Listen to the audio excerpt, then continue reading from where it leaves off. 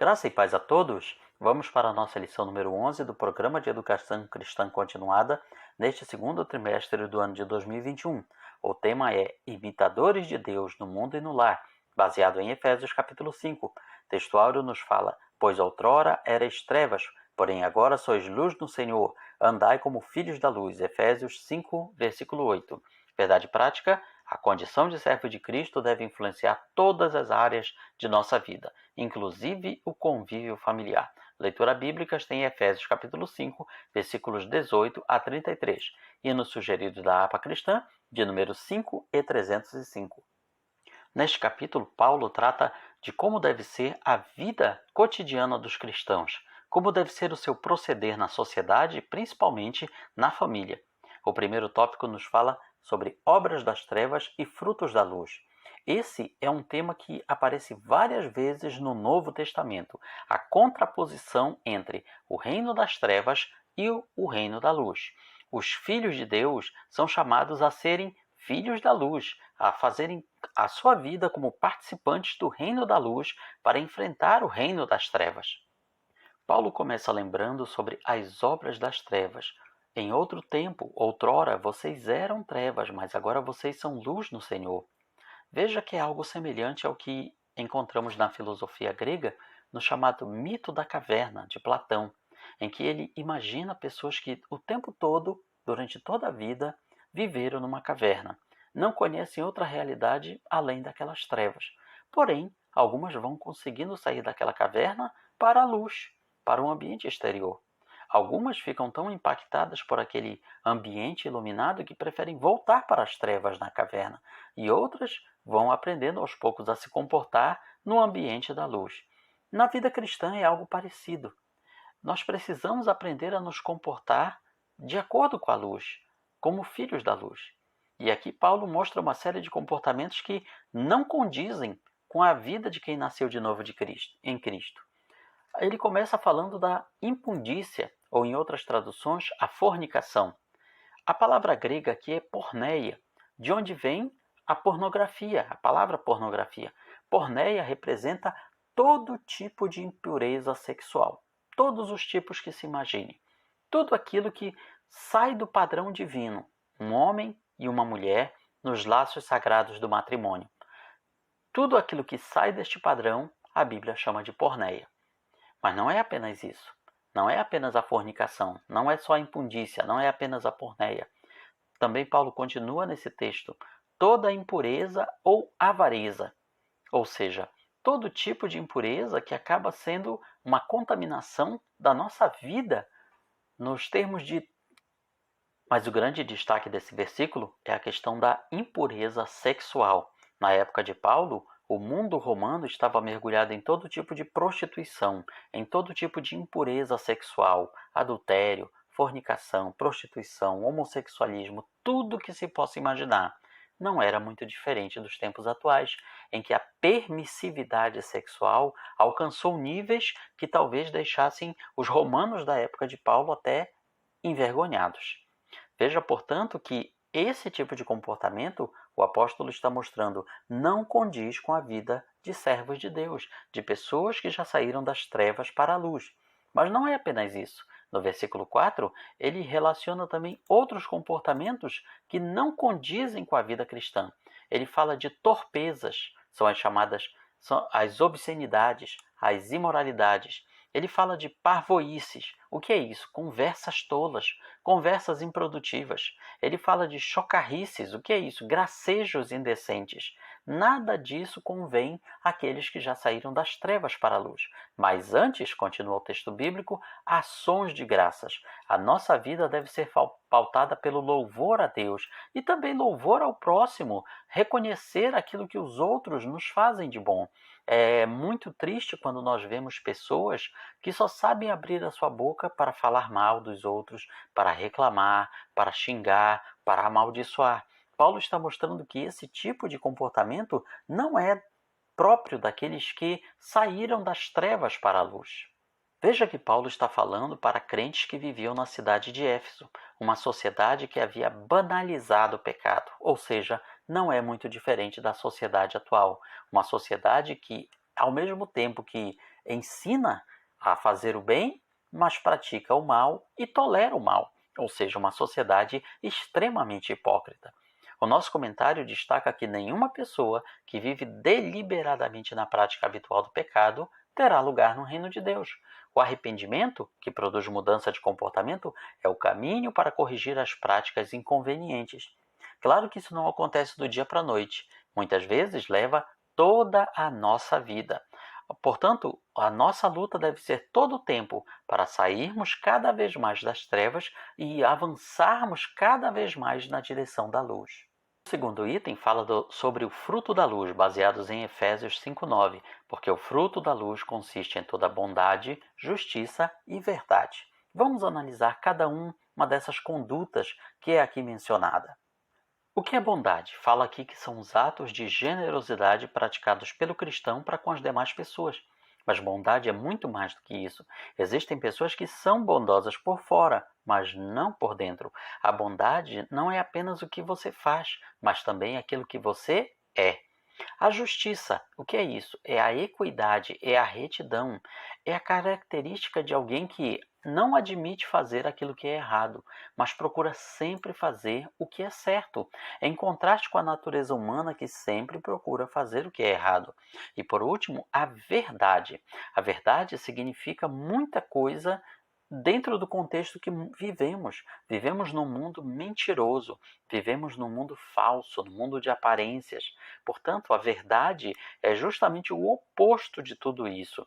A verdade é viver em oposição à mentira deste mundo em qual estamos mergulhados. É uma vida íntegra.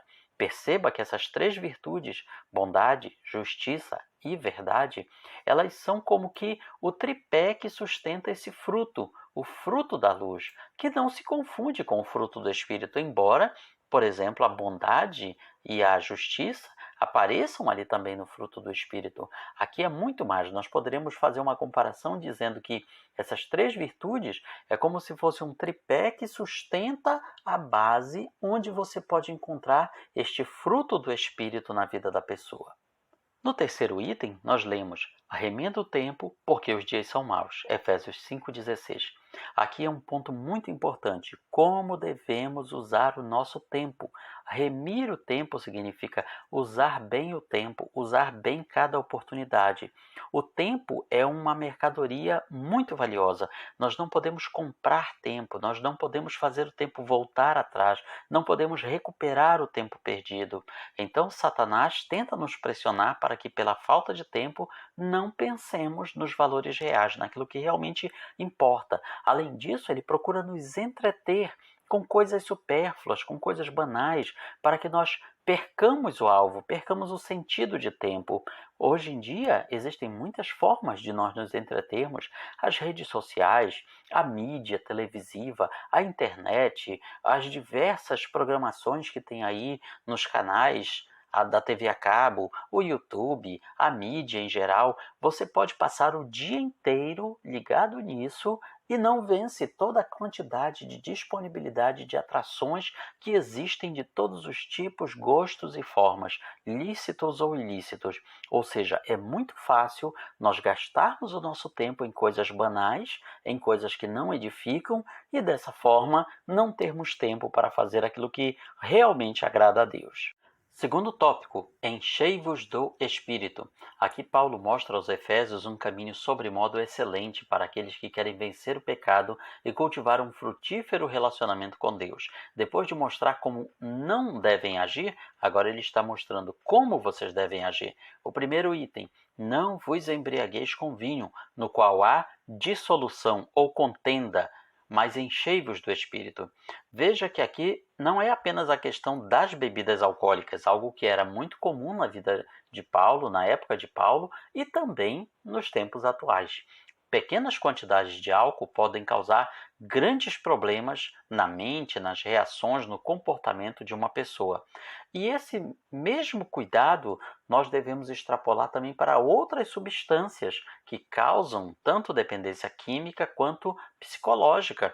Nós temos aí diversos tipos de drogas, de entorpecentes, muitas vezes piores do que o álcool. Portanto, aqui Paulo está dizendo que todo tipo de substância que nós possamos nos embriagar, possa nos entorpecer, possa tirar o nosso discernimento, possa nos fazer ser outra pessoa diferente do que somos, devemos nos afastar. Em vez disso, ele recomenda, ele ensina, enchei-vos do Espírito. É um processo constante. O tempo verbal desta palavra quer dizer encham-se o tempo todo, permaneçam se enchendo o tempo todo. Ou seja, não deixem o tanque espiritual de vocês secar. É isso que Paulo está querendo dizer. E por que se encher do Espírito? Porque o Espírito Santo, que é o que Paulo está falando aqui, está mencionando, ele é tudo na nossa vida. É Ele que nos convence do pecado para virmos a Cristo. É Ele quem opera em nós o novo nascimento. É Ele quem nos sela com o selo da promessa. É quem nos ilumina o coração para entendermos as Escrituras. É quem nos consola, quem intercede por nós, nos batiza no corpo de Cristo, testifica com o nosso Espírito que nós somos filhos de Deus. É quem habita em nós. Porém, é possível ser nascido do Espírito, batizado com o Espírito, selado com o Espírito e ainda assim estar sem a plenitude do Espírito. Então, isso acontece quando nós não vivemos nos enchendo do Espírito Santo. Aqui, portanto, o apóstolo está dizendo: permaneçam se enchendo do Espírito Santo o tempo todo. E como fazemos isso? Com uma vida voltada para Deus, uma vida de oração, uma vida de leitura da palavra, uma vida de leitura de bons livros evangélicos, de coisas que realmente edifiquem a nossa vida, o coração, com a convivência com pessoas santas. Tudo isso são formas que temos de permanecer nos enchendo do Espírito. O terceiro item completa a vida cheia do Espírito, dando sempre graças por tudo a nosso Deus e Pai, em nome de nosso Senhor Jesus Cristo, Efésios 5:20.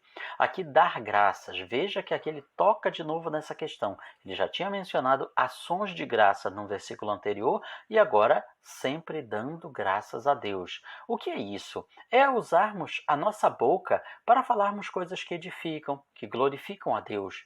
Evitar os resmungos, as reclamações, as más conversações, evitar todo tipo de verbalização negativa. Não é porque as nossas palavras tenham poder, não é nada disso, mas é aquilo que falamos acaba refletindo no nosso caráter, refletindo na nossa mente, refletindo nas pessoas ao nosso redor. Então procuremos usar a nossa capacidade de falar para agradecer a Deus por tudo.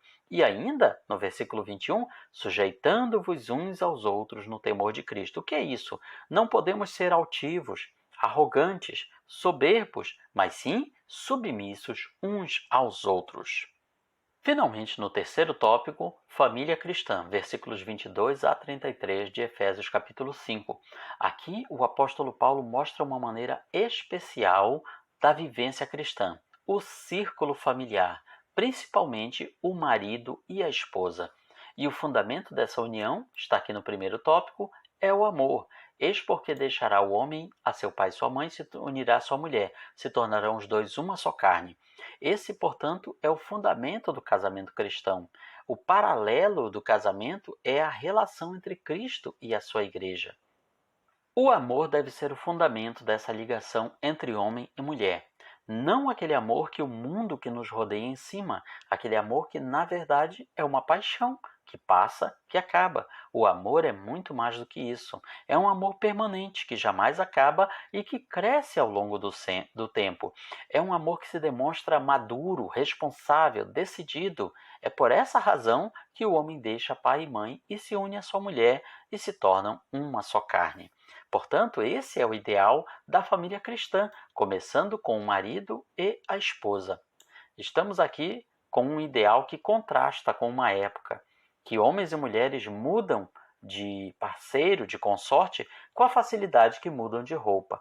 As legislações cada vez mais facilitam a separação do casal, como se fosse algo simples, algo fácil. Você terminar um relacionamento de tantos anos para começar uma outra vida que muitas vezes se acredita que será melhor.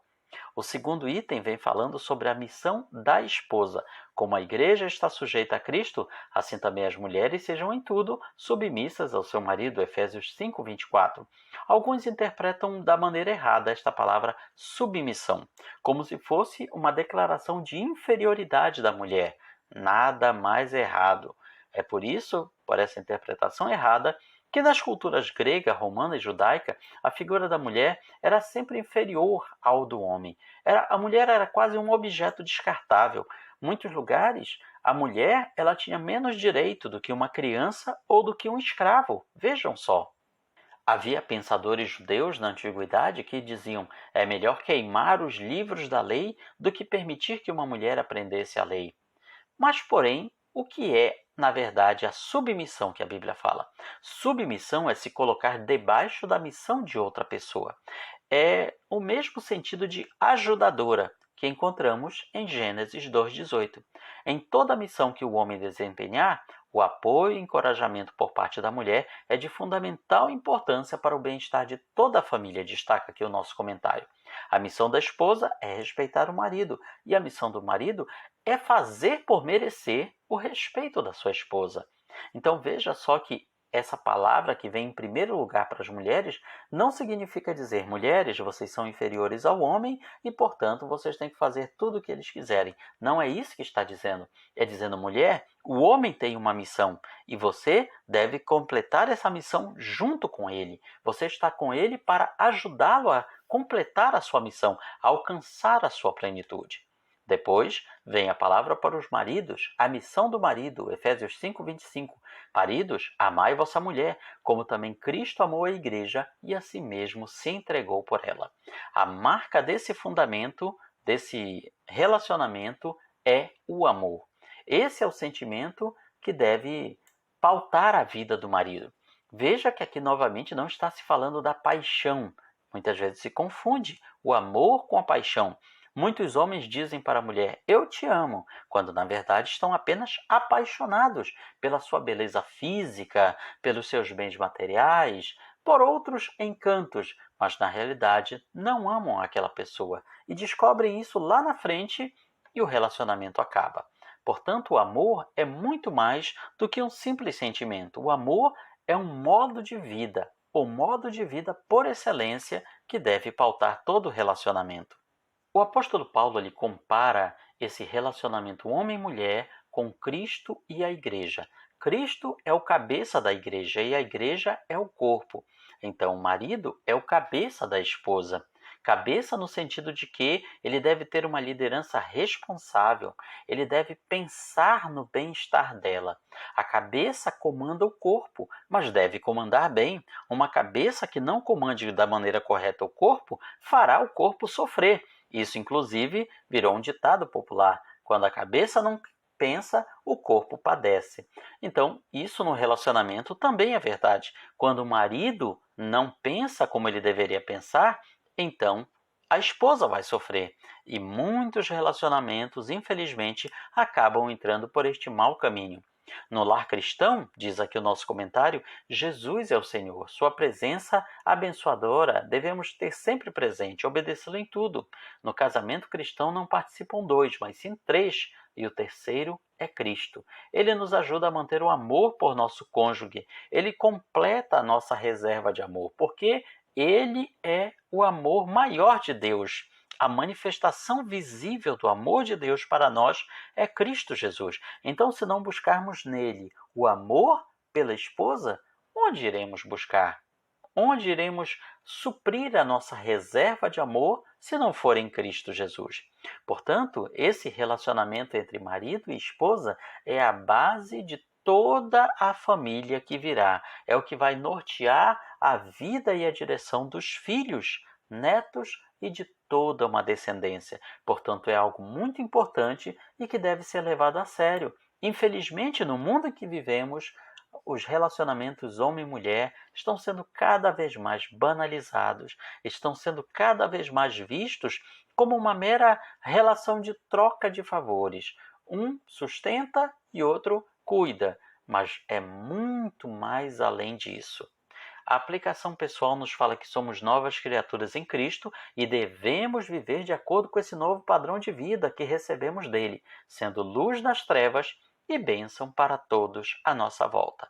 Portanto, neste mundo de trevas que vivemos, cada cristão precisa acender a sua luz e manter esta luz brilhando, por menor que ela seja, por mais fraca que ela possa parecer, mas nas trevas essa luz sempre irá resplandecer. Que Deus nos abençoe e que você possa, na sua escola dominical, aprender muito mais sobre esta abençoada e importante lição. Palavra de Deus. Esta é a nossa escola, escola dominical. Esta é a nossa escola, uma escola sem igual, uma escola sem igual, que faz bem a toda a gente. Quem não vem a essa escola, com certeza está doente, com certeza está doente, ou estava trabalhando. Quem trabalha no domingo, o Senhor está roubando. O Senhor está roubando. O que chega atrasado, o seu nome fica ausente. Ele fica envergonhado, ele fica envergonhado por não saber a lição. O professor faz a pergunta, ele diz eu não sei não. Ele diz eu não sei não. O professor vai ensinar, ele senta no seu banco e começa a cochilar, e começa a cochilar.